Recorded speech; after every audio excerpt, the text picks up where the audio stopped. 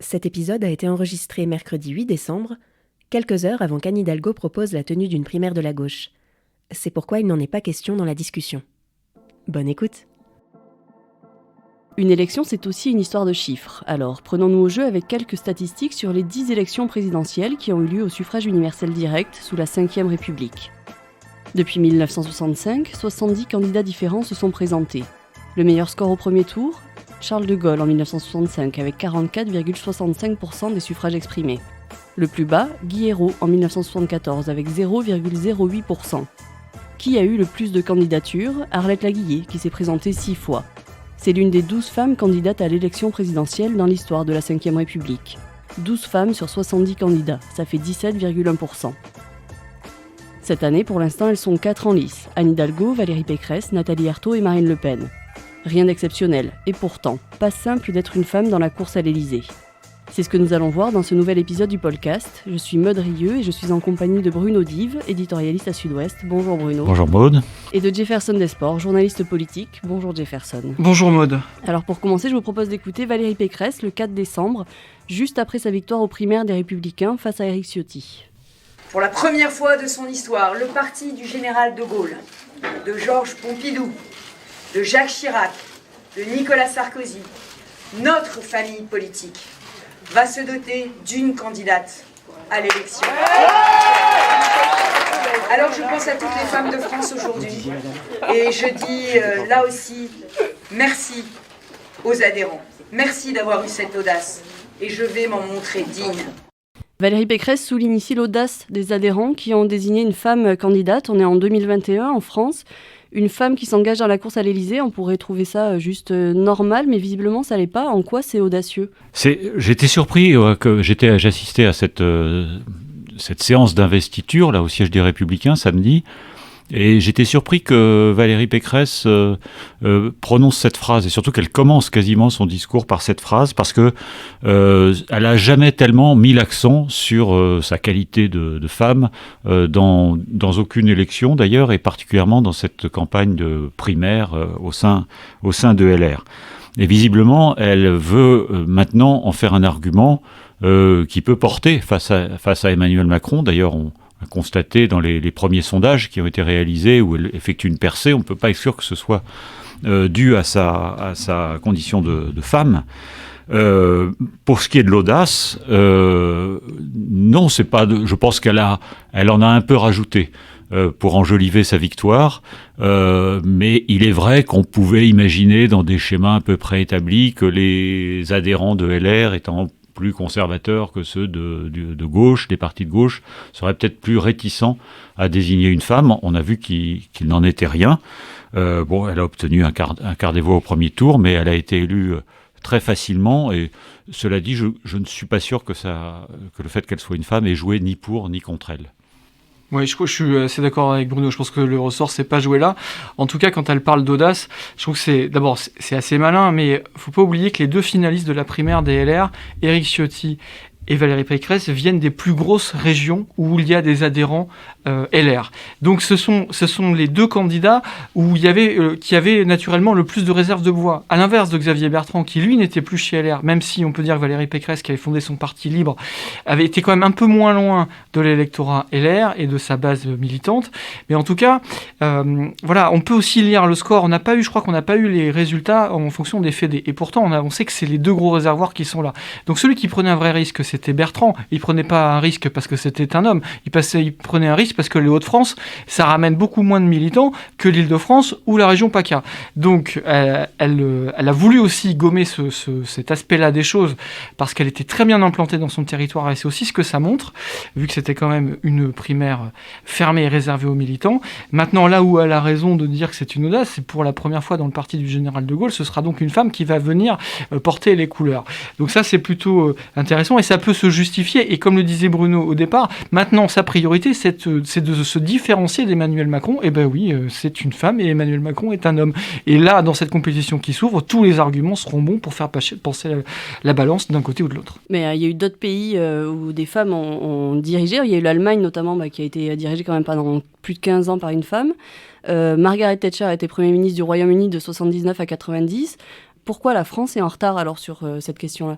Je pense que c'est plus une question de hasard ou alors de constitution aussi. Margaret Thatcher comme Angela Merkel, c'était des premières ministres ou des chancelières, enfin, dirigeaient le gouvernement. Elles ont été élues parce elles sont arrivées là parce qu'elles étaient chefs de leur parti qui avait gagné. Donc c'était pas une élection au suffrage direct. Le fait que on élise un président de la République en France, peut-être que ça a suscité plus de réticence. Mais moi je dirais que c'est mathématiquement. Vous l'avez très bien rappelé, il y a eu 17% de candidats féminines, souvent des candidats marginales, de partis marginaux. Donc il y avait peu de chances mathématiquement qu'une femme l'emporte. Ça aurait pu arriver quand même. Il y en a eu deux qui se sont hissées jusqu'au second tour, Marine Le Pen la dernière fois, et Ségolène Royal, qui elle représentait un parti de gouvernement et qui aurait très bien pu gagner si elle avait peut-être si elle avait fait moins d'erreurs, ou si elle était plus soutenue par son parti. Elle était face à un candidat qui bénéficiait. Si les hommes de son parti ne l'avaient pas plus coulé, quoi. Beaucoup aussi. Alors ça, je crois qu'on va y revenir. Mais il y a une part de hasard aussi. Hein. Ça aurait très bien pu arriver qu'on ait déjà une femme président. Mais en effet, le fait que le grand parti de droite français, moins grand qu'avant, désigne les héritiers du général de Gaulle, qui n'étaient pas des grands féministes, désignent une femme pour être candidate, c'est en soi une révolution. Et à gauche, là, donc on a Anne Hidalgo qui s'est présentée pour le Parti socialiste, et quand elle s'est présentée, elle a aussi souligné justement cette différence, son genre, on va l'écouter. Ces femmes qui galèrent, qui restent sous-payées par rapport aux hommes, obtiendront enfin l'égalité pleine et entière des salaires comme des carrières. Et je vous le dis, ce sera le rendez-vous de la première femme présidente de la République avec les femmes françaises. Un peu dans la même veine, il y a une lettre qui a été envoyée aux militants républicains juste avant la primaire par l'eurodéputé Geoffroy Didier, dans lequel il disait « Présenter une femme va surprendre et déstabiliser les adversaires ». Est-ce que finalement, être une femme, c'est aussi devenu un argument politique ? Oui, là, clairement, tout va être bon à prendre, y compris celui-ci. Après, chez les LR, c'est vraiment significatif ce qui se passe parce que rappelez-vous, législatives de 2012, c'est Jean-François Copé qui est le secrétaire général de l'UMP. Les législatives arrivent et les candidats LR et le parti LR préfèrent payer des amendes plutôt que de présenter autant d'hommes que de femmes. Et Copé l'explique très bien, il plaide d'ailleurs coupable, il dit on doit avoir un maximum de députés, sous-entendu on a déjà beaucoup de sortants, c'est compliqué de faire de la place, de sortir des hommes pour mettre des femmes nouvelles et les faire émerger. Et le parti préfère payer pendant plusieurs années des pénalités pour ne pas présenter autant d'hommes que de femmes. Et finalement, faut pas oublier que le chemin pour les femmes a été long. Alors on est deux hommes aujourd'hui à vous répondre, Maud, mais voilà, vous êtes toute seule et nous sommes deux, mais le chemin a été long puisque le vote des femmes entre en vigueur en 44 et le premier vote des femmes c'est en 45. Donc finalement tout ça a mis du temps à maturer. Maintenant, tout n'est pas non plus complètement sombre parce qu'on a eu une première ministre qui a été une femme, donc Édith Cresson, ça n'a pas duré très longtemps, mais on a aussi plusieurs ministres femmes qui ont occupé des postes régaliens. On peut prendre par exemple Michèle Alliot-Marie qui a fait presque un sans faute entre l'intérieur, les affaires étrangères et la défense. Donc vous prenez aussi Rachida Dati était à la justice. Vous avez une liste de femmes sur des ministères régaliens qui s'est épaissie au fil des ans. Aujourd'hui, c'est une femme qui est ministre de la Défense, Florence Parly, voilà, et qui est une des héritières finalement de Michèle Alliot-Marie, si on va par là dans cette gamme de postes. Donc le chemin a été long, mais quand même tout n'est pas noir non plus, et il y a déjà eu des candidates au deuxième tour en possibilité de l'emporter. Mais qui n'ont jamais... après ça, c'est les électeurs. Est-ce qu'il y a plus... Et ça, ce sont les électeurs qui ont tranché, c'est la démocratie. Mais en tout cas, la possibilité a existé. Tout ça, tous ces exemples que Jefferson vient de rappeler, ce sont des femmes qui ont été nommées à chaque fois. Il s'agit d'Édith Cresson, Michèle Alliot-Marie, les autres. Nommées par des hommes. Nommées par des hommes. Et ça a toujours été comme ça que la cause des femmes a progressé dans la vie politique. Ça a d'abord été des nominations avant d'être l'élection. Il ne faut pas oublier que, ça vient d'être rappelé, les femmes disposent du droit de vote depuis 1945, mais auparavant, il y avait eu des femmes ministres, alors que les femmes ne pouvaient... Dans le gouvernement du Front populaire, notamment, il y avait 3 femmes qui étaient ministres ou secrétaires d'État.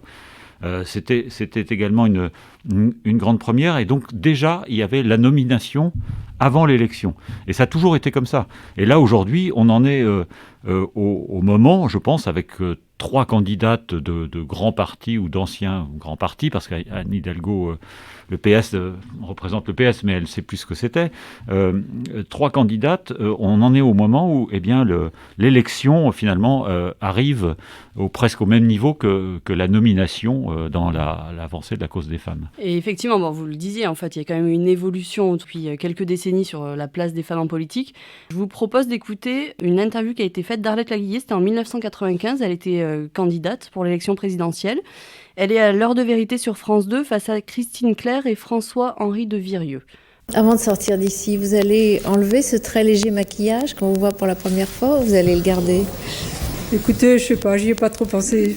C'est pas trop de ça dont j'espérais qu'on allait parler ici. Bien, merci. Christine Clair. Monsieur Fidel Castro est actuellement à Paris. C'est votre type d'homme, Monsieur Castro ? D'abord, je voulais juste avoir votre réaction, en fait. Ça nous fait sourire, mais c'est consternant. Voilà, on l'interroge sur son maquillage. Vous imaginez ces questions-là aujourd'hui sur un plateau de télévision, on demanderait à Anne Hidalgo, on demanderait à Valérie Pécresse, à Marine Le Pen, on lui poserait une question sur son maquillage, on lui demanderait si Fidel Castro est son type d'homme. Vous vous rendez compte de ce que ce serait pour celui qui pose la question? Ce serait la fin de sa carrière, quoi, je veux dire. Donc, il s'est passé beaucoup de choses. Et là, vous nous exhumez une archive qui est une pépite, au fond. C'est quelque chose de tellement sidérant, on l'avait oublié. Alors que Arlette Laguillet, quand elle dit « j'espérais parler d'autre chose », les meetings d'Arlette Laguillet, c'était pas des moments de tendresse. Lutte ouvrière, c'était pour porter la révolution. On en a parlé dans une précédente émission avec Nathalie Arthaud aujourd'hui qui a repris le flambeau. Bon, on n'est pas là pour parler beauté, shopping et mode. C'est pas du tout le créneau. Et il y a des revendications extrêmement fortes. Et c'est un petit miracle qu'ils s'en sortent sans une sortie un peu plus tonitruante d'Arlette Laguillet. Alors, il faut aussi replacer cette interview dans le contexte. C'était en 1995, il y avait déjà eu des femmes candidates, mais Arlette Laguillet, ça a été en effet la première candidate femme. Elle en était à sa 4e candidature. On ne peut pas dire qu'elle mettait pas du tout en avant sa condition de femme, si ce n'est que pour défendre la cause des femmes, parce qu'elle elle faisait un métier assez difficile.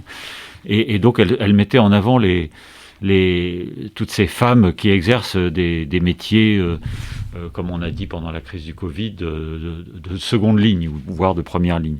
Donc, je pense qu'il y avait un petit peu de provocation aussi, parce que de la part de ces 2 journalistes, dont une journaliste femme quand même, Christine Clair, qui est une très, très grande journaliste, il y avait un peu de provocation, parce que Arlette Laguillet, c'était quand même pas une grande fantaisiste, donc je pense qu'ils sont venus un peu la chercher là-dessus, mais elle a répondu avec un certain fair play, avec un certain détachement, et je ne sais pas quelle est la suite de l'émission, mais je pense qu'elle a effectivement pu parler d'autre chose.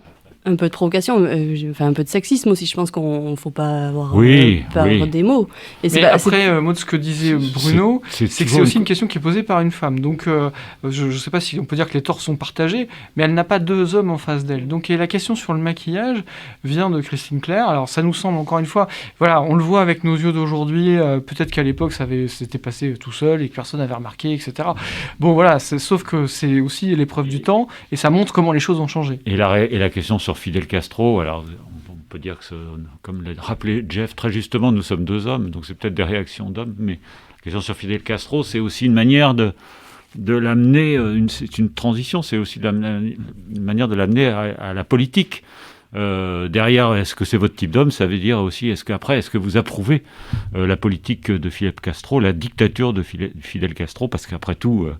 Arlette Laguillet, le castrisme, tout ça, c'est pas très éloigné quand même. Donc, je serais curieux d'entendre la suite de l'émission. Peut-être qu'on y est venu aussi. Donc, c'est une manière un peu maladroite quand même de l'amener à parler de ça, je pense. Je vous le conseille. Mais le sexisme, de toute façon, envers les femmes, c'est pas anecdotique. Ségolène Royal, notamment en 2007, pendant sa campagne, a subi beaucoup d'attaques sexistes, et notamment au sein de son propre parti. Il y a Laurent Fabius, notamment, qui, à la fin des primaires, aurait dit « mais qui va garder les enfants ?» Jean-Luc Mélenchon, lui, avait dit « la présidentielle n'est pas un concours de beauté, Donc elle a vraiment subi, reçu des coups. Elle en a parlé dans un livre qui est sorti il y a quelques années, mais est-ce que quand même Ségolène Royal, première candidate d'un grand parti, ça a changé quelque chose dans les mentalités ? Je suis pas sûr dans les mentalités. En tout cas, au PS, elle a vécu une campagne très compliquée parce que elle n'était pas soutenue de l'intérieur. Et effectivement, on était à l'époque des éléphants. Rappelez-vous, les éléphants du PS, c'était quelque chose. Elle, c'est une femme très clivante qui ne s'est d'abord pas laissée marcher sur les pieds, qui a quand même renvoyé la monnaie de leur pièce à tous ces hommes-là. Donc ça a été quand même très très conflictuel.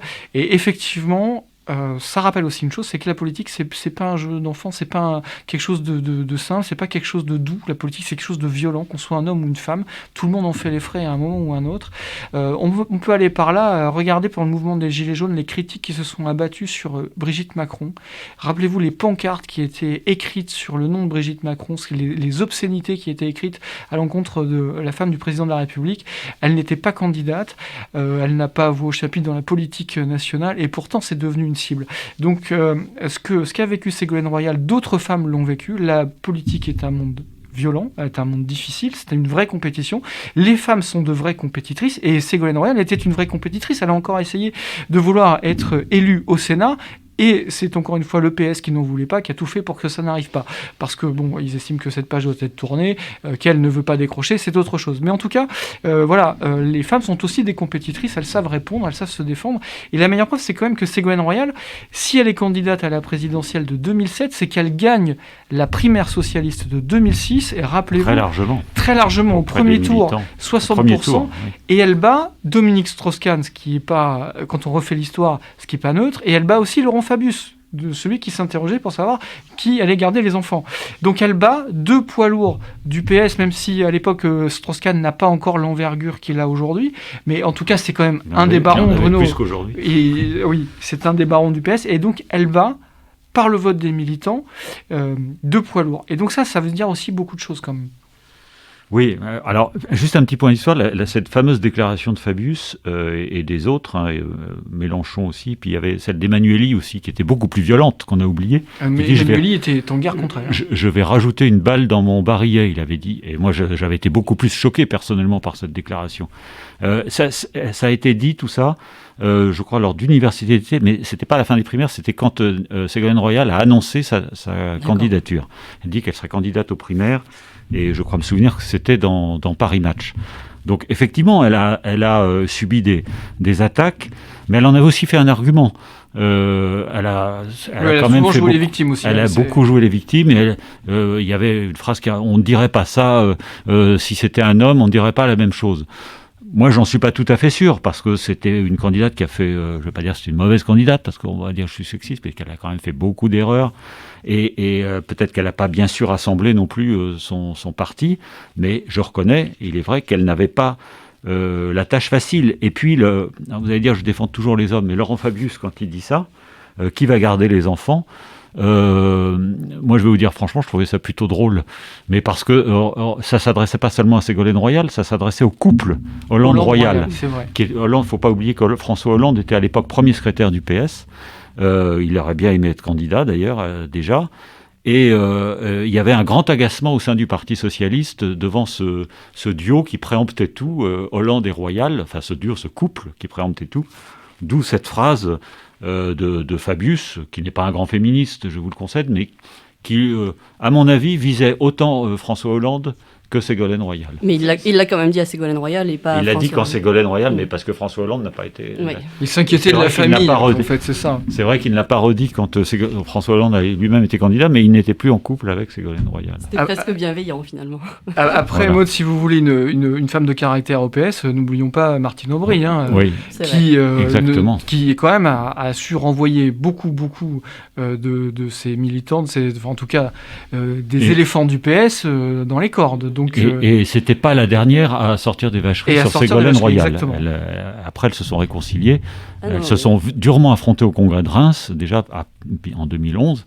Mais pendant la campagne de Ségolène Royal, moi je me souviens de Martine Aubry, en privé, elle n'y allait pas avec le dos de la cuillère. Ouais, les femmes ne sont pas forcément plus tendres. Voilà. Regardez, Maud, la dernière campagne municipale à Paris, entre Rachida Dati et Anne Hidalgo, c'était une guerre ouverte, et Rachida Dati ne manque jamais une occasion d'égratigner Anne Hidalgo. Elle a encore demandé la mise sous tutelle de la mairie de Paris. Enfin, je veux dire, si vous suiviez les aventures du conseil municipal de Paris... Et la campagne précédente, entre Nathalie Kosciusko-Morizet et Anne Hidalgo, il y avait eu un débat extrêmement violent. Et ce n'était pas des rendez-vous de la tendresse. Hein. En tout cas, il y en a une qui n'a jamais joué justement sur le fait d'être une femme pour les élections, enfin pour faire campagne, c'est Marine Le Pen.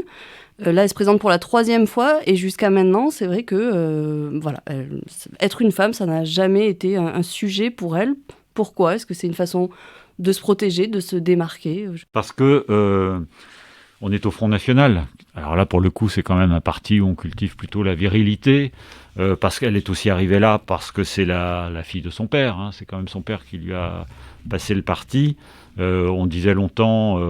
Marine Le Pen, c'est le clone de son père, c'est elle, c'est lui en femme. Enfin, il y avait beaucoup ce genre de réflexion, et donc au Front National, on ne met pas en avant ce genre de choses, mais peut-être que c'est en train de changer un peu face à la concurrence d'Éric Zemmour. Oui, je vous propose d'ailleurs d'écouter, c'est une interview de Jordan Bardella sur le plateau de CNews en octobre, qui justement parle d'Éric Zemmour. Lorsqu'il prend la défense de Dominique Strauss-Kahn en expliquant que de voir Dominique Strauss-Kahn menotté à New York, c'est la castration de tous les hommes français, lorsqu'il explique que les femmes ont une forme d'intelligence différente de celle des hommes, ou lorsqu'il explique par exemple que les femmes n'incarnent pas le pouvoir et qu'elles ne sont que des régentes. Ce n'est pas cette idée que je me fais de la société, et Marine Le Pen est aussi la candidate de la cause des femmes. Il y a un revirement, c'est quoi ? C'est de l'opportunisme ? Je pense il répond à des citations de Zemmour. Donc la meilleure opposition à faire, c'est de rappeler que Marine Le Pen, elle, soutient les femmes. Donc là, politiquement, c'est stratégique. Il le dit, il ne peut pas dire autre chose, parce qu'il faut bien entendre les citations qui précèdent la réaction de Jordan Bardella. Donc les femmes ne peuvent pas incarner le pouvoir. Enfin, je ne vous refais pas les propos d'Éric Zemmour, tout le monde les a entendus. Mais quand même... je veux dire, jusque-là, Marine Le Pen a incarné vraiment le conservatisme le plus absolu, l'électorat de droite aussi, mais on était quand même, l'extrême droite voulait dire quelque chose. Là, Éric Zemmour a battu en brèche à peu près tout le politiquement correct, a fait voler tout ça. Il est plus à l'extrême droite que Marine Le Pen, y compris sur les questions sociétales. Donc, à un moment, il faut bien se démarquer, et Marine Le Pen est en train de se recentrer. C'était déjà amorcé, mais Zemmour l'a recentré. Et si elle veut se recentrer et ne plus apparaître comme la seule candidate anti-immigration, anti-immigré, il faut arrondir le propos, il faut aller trouver d'autres niches, il faut aller trouver d'autres ressorts. Et les femmes sont un ressort, et puis elles l'incarnent aussi. Donc ils ne peuvent pas faire autrement, quelque part, parce que vous avez vraiment quelqu'un qui a décidé de cliver sur des questions très sociétales. Elle se recentre. Oui, puis il ne faut pas oublier que dans l'électorat d'Éric Zemmour, pour l'instant, tel que le testent les sondages, les femmes sont très minoritaires. Hein. C'est plutôt un électorat masculin. Donc il ne fait rien pour, faut dire, avoir le vote des femmes. Hein. Donc Marine Le Pen, elle a vu une opportunité dans cette situation, et elle se dit qu'elle peut récupérer un certain nombre de votes féminins. Ce qui est intéressant, c'est qu'elle ne le dit pas elle-même. Et là, on en revient au début de notre conversation sur elle. Elle envoie un petit jeune, son protégé, Jordan Bardella, qui est aujourd'hui en fait le président du Rassemblement national, pour le dire. C'est-à-dire qu'elle ne veut pas elle-même en faire un argument, mais quand même, on essaye quand même de capter le vote des femmes au détriment d'Éric Zemmour. Et justement, sur le vote des femmes, il y a eu un sondage IFOP qui est sorti en fin octobre pour Elle Magazine sur le vote des Françaises. Et donc, pour 41% des femmes interrogées, le fait qu'une candidate soit une femme joue en sa faveur. Ce chiffre tombe à 15% pour un homme candidat. Est-ce que c'est pas un peu réducteur de considérer que finalement le genre peut aussi influencer le vote des femmes ? Clairement, mais après c'est le rôle des sondeurs que de tout analyser, de tout découper. Vous savez qu'aux États-Unis, on regarde comment les communautés votent, les Afro-Américains, les Hispaniques, etc. On va tout décortiquer et il faut avoir des messages pour chacun. Ça, c'est une stratégie très américaine, c'est comme ça que fonctionne leur société. Là, j'ai la faiblesse de penser que les propositions qui seront faites et par les hommes et par les femmes, à un moment, trouveront un écho au-delà du genre. J'espère. Ça, je le dis, voilà, de manière, pardon d'enfoncer une porte ouverte, mais à un moment, il va y avoir des propositions. On ne va pas regarder si c'est un homme ou si c'est une femme. Peut-être que on en reviendra peut-être à l'audace dans la proposition, dans le projet de société. Qui sera le plus audacieux ou la plus audacieuse? Qui aura envie de plus retourner la table? Qui aura envie de créer une dynamique? Voilà, mais ça c'est tout l'intérêt de cette campagne qui va s'ouvrir. Donc maintenant, on commence à voir les contours. Maintenant, ces sondages-là, je vous dis, ça fait partie du rôle des sondeurs que d'essayer de se couper les cheveux en quatre. Oui, et bon, il ne faut pas oublier qu'il y a l'effet nouveauté. Je pense que cette question, elle est posée justement parce qu'il n'y a pas encore eu de femme présidente de la République. Le jour où il y en aura une, voire deux, et où ça se sera en quelque sorte banalisé, évidemment, on ne posera plus, je pense, cette question. Mais je crois aussi que la crise sanitaire a changé un peu les choses, la perception des femmes en politique, même inconsciemment auprès des Français, parce qu'on a vu que beaucoup de femmes, il y a beaucoup de femmes premiers ministres un peu partout dans le monde, hein, dans des pays comparables aux nôtres, la Nouvelle-Zélande, la plupart des pays scandinaves, Angela Merkel, la présidente de la Commission européenne, Ursula von der Leyen. Voilà. Et il y a eu un moment, surtout pendant le premier confinement, là en 2020, l'idée que les femmes finalement étaient plus... savaient mieux gérer ce genre de crise. Elles étaient à la fois fermes et plus rassurantes, plus protectrices. Et donc, c'est pour ça qu'on peut penser, on peut augurer du fait qu'en 2022, en France, l'heure des femmes est peut-être venue. Oui, peut-être que ça sera un non-sujet un jour, que en fait... Et là, ce sera la... Pour que ce soit un non-sujet, il faut qu'il y en ait une qui gagne. Ce sera la victoire, de même que le fait qu'il y ait des femmes ministres n'est plus un sujet. Bon, on voit dans combien de temps on en reparle alors. Eh bien, on en reparle au lendemain de l'élection présidentielle, enfin au moins pendant l'entre-deux tours, il peut y avoir des possibilités. Est-ce qu'on aura un duel 100% féminin? Est-ce qu'on aura un duel entre un homme et une femme? Tout reste possible. Maintenant, il faudrait peut-être faire un prorata pour voir si les bookmakers nous sortent quelles sont les probabilités d'avoir ça. C'est encore regarder les choses par le petit bout de la lorgnette, mais en tout cas, on peut faire confiance aux trois femmes dont on a parlé pour ne pas faire de cadeaux à leurs rivaux masculins. Mais écoutez, merci beaucoup Bruno et Jefferson. Merci Maud. Merci à vous aussi, auditeurs, pour votre écoute. Si vous avez aimé cet épisode, n'hésitez pas à nous le dire et à le partager autour de vous. Vos retours et suggestions nous sont toujours très précieux. Et pour ne rien manquer du podcast, abonnez-vous sur Spotify, Apple Podcast, Google Podcast ou votre plateforme d'écoute habituelle et retrouvez-nous sur sudouest.fr. On se retrouve en 2022 pour un nouvel épisode et d'ici là, portez-vous bien.